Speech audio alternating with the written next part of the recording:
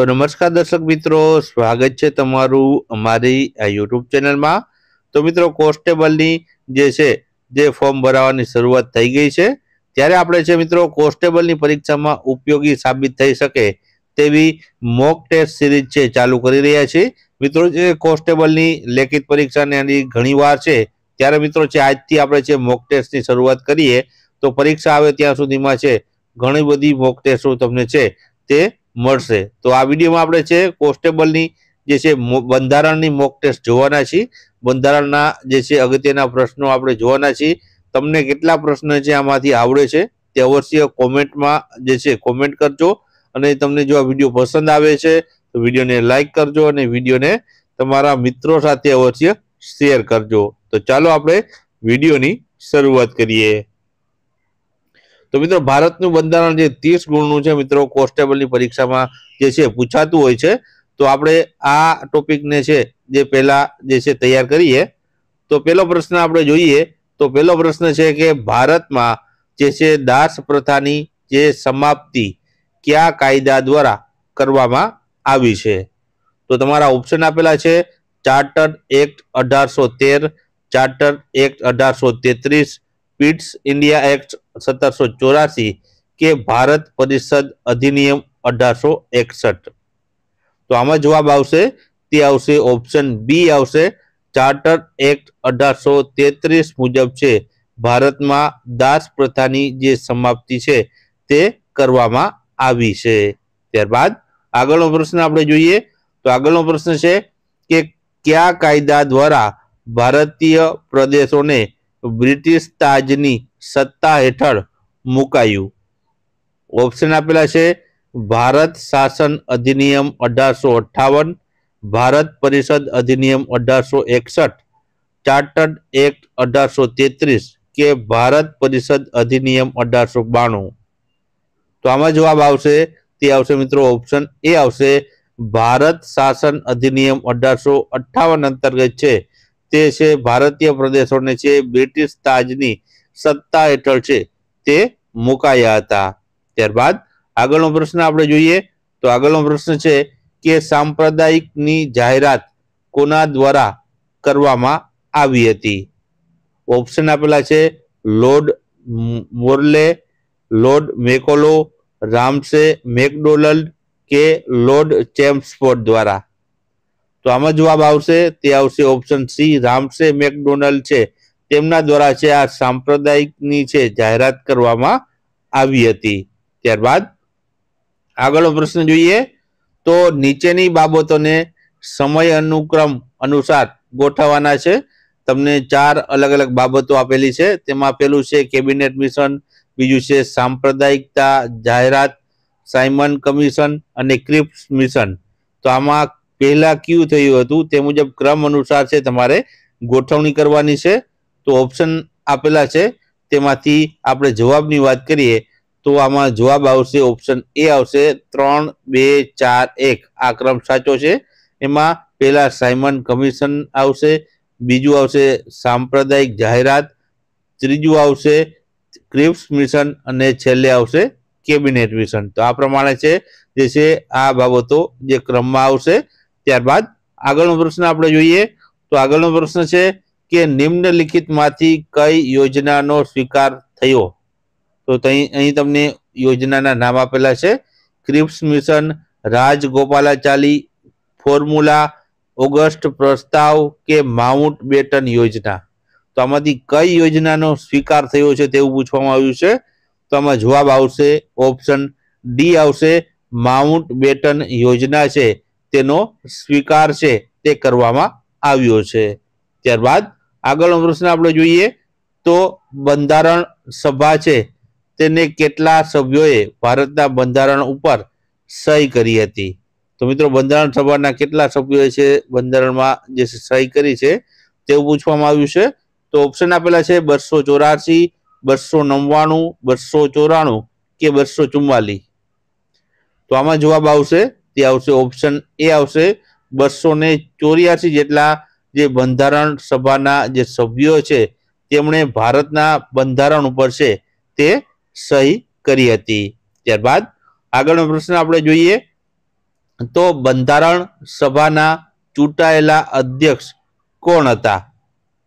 Option આપેલા છે doctor Baba Saheb Ambedkar, doctor Rajendra Prasad, Kanaiyalal Maneklal Munshi કે જવાહરલાલ નહેરુ?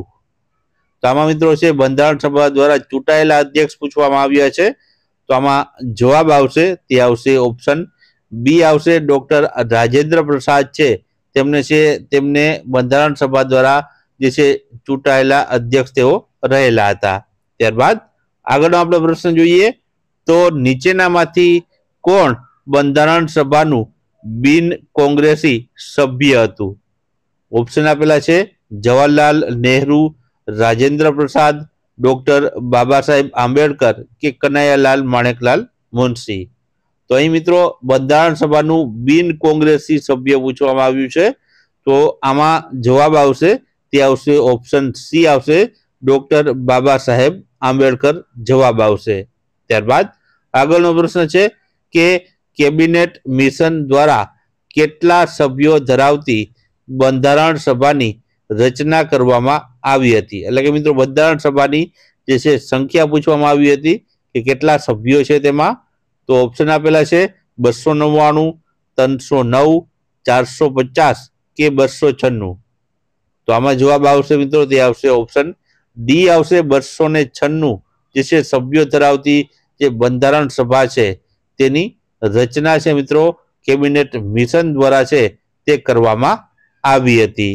ત્યારબાદ આગળનો પ્રશ્ન આપણે જોઈએ તો આગળનો પ્રશ્ન છે ભારતના બંધારણની રચના કરવા માટે કેટલો સમય લાગ્યો હતો? તો કુલ સમય પૂછવામાં આવ્યો છે કે ભારતના બંધારણની જે આપણે રચના થઈ હતી તેમાં સમય કુલ કેટલો લાગ્યો? તો ઓપ્શન આપેલા છે 1 વર્ષ 10 મહિના અને 12 દિવસ, 2 વર્ષ 10 મહિના અને 5 દિવસ, 2 વર્ષ 11 મહિના અને 18 દિવસ કે 3 વર્ષ 6 મહિના અને 7 દિવસ? તો આમાં જવાબ આવશે તે આવશે 2 વર્ષ 11 મહિના અને 18 દિવસનો સમય છે તે ભારતીય બંધારણની છે રચના કરવા માટે છે તે લાગેલો સમય છે. ત્યારબાદ આગળનો પ્રશ્ન આપણે જોઈએ તો આગળનો પ્રશ્ન છે કે બંધારણ સભા પ્રથમ વખત ક્યારે મળી હતી? પ્રથમ વખત ક્યારે મળી હતી? તો ઓપ્શન આપેલા છે 26 જાન્યુઆરી 1950માં, 15 ઓગસ્ટ 1947, 9 ડિસેમ્બર 1946 કે 19 નવેમ્બર 1949માં? તો આમાં જવાબ શું આવશે?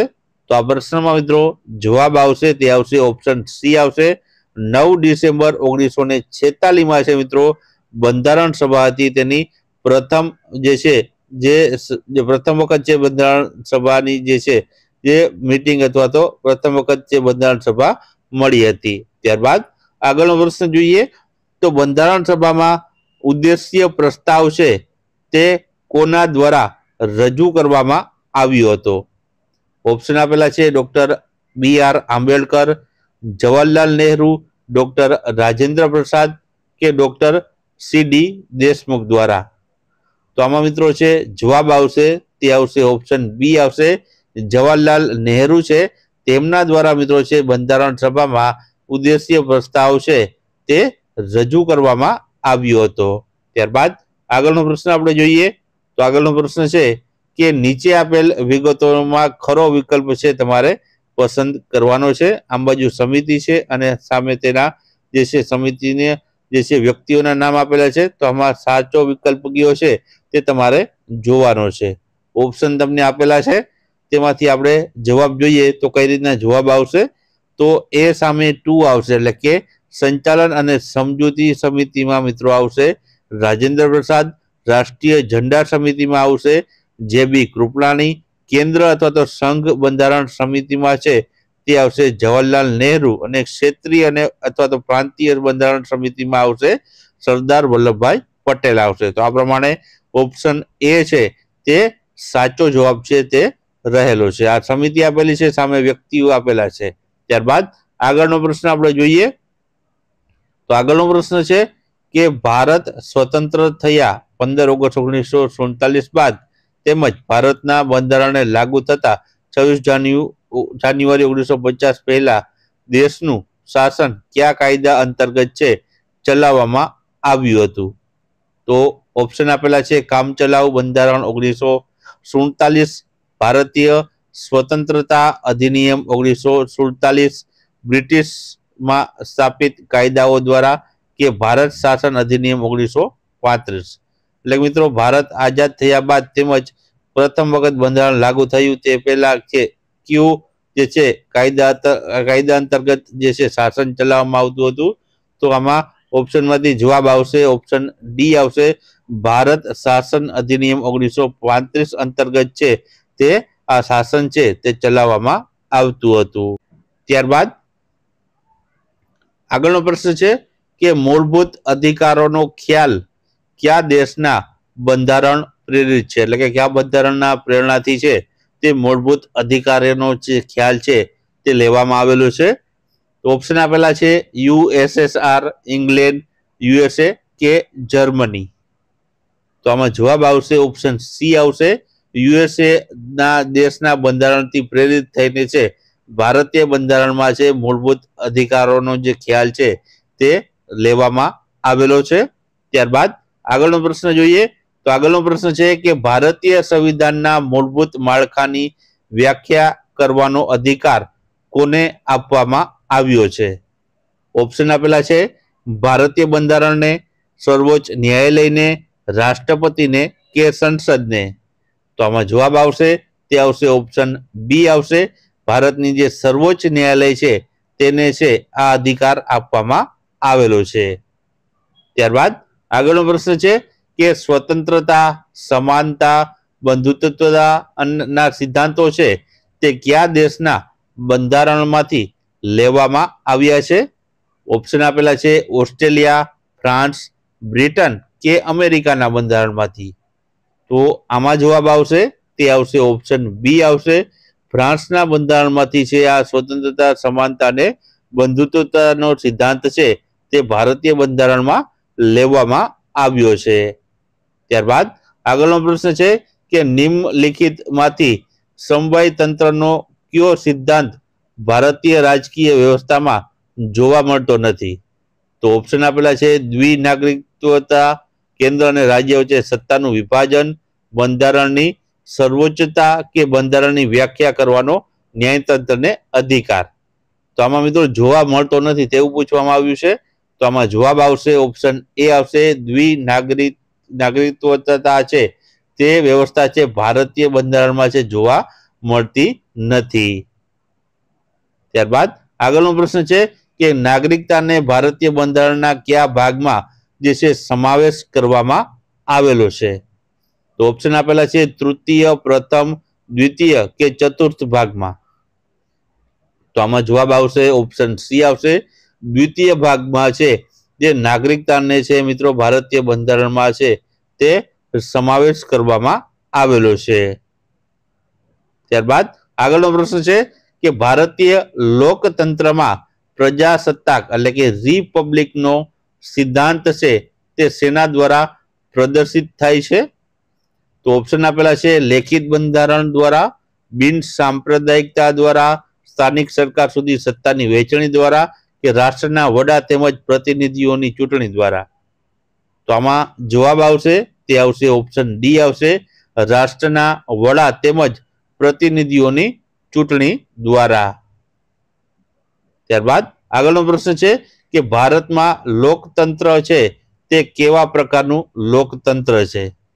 ઓપ્શન આપેલા છે મૂળભૂત લોકતંત્ર, નિર્દેશિત લોકતંત્ર, મર્યાદિત લોકતંત્ર કે સ્વતંત્ર લોકતંત્ર. તો આમાં જવાબ આવશે તે આવશે ઓપ્શન ડી જવાબ આવશે, ભારતનું જે છે લોકતંત્ર છે તે સ્વતંત્ર લોકતંત્ર રહેલું છે. ત્યારબાદ આગળનો પ્રશ્ન છે કે નિમ્નલિખિતમાંથી ભારતીય બંધારણ ઉપર સૌથી વધુ પ્રભાવ છે પાડ્યો છે, એટલે કોણે પ્રભાવ પાડ્યો છે? તો ઓપ્શન આપેલા છે government of India act 1935, Indian council act 1909, Indian government act 1919 કે ઇન્ડિયન ઇન્ડિપેન્ડન્સ એક્ટ 1947. તો આમાંથી મિત્રો કયો કાયદો છે તેમણે છે ભારતીય બંધારણ ઉપર સૌથી વધુ પ્રભાવ પાડ્યો છે? તો આમાં જવાબ આવશે ઓપ્શન એ આવશે, ગવર્મેન્ટ ઓફ ઇન્ડિયા એક્ટ 1935 નો જે કાયદો છે તેમણે ભારતીય બંધારણ ઉપર છે સૌથી વધુ પ્રભાવ પાડ્યો છે।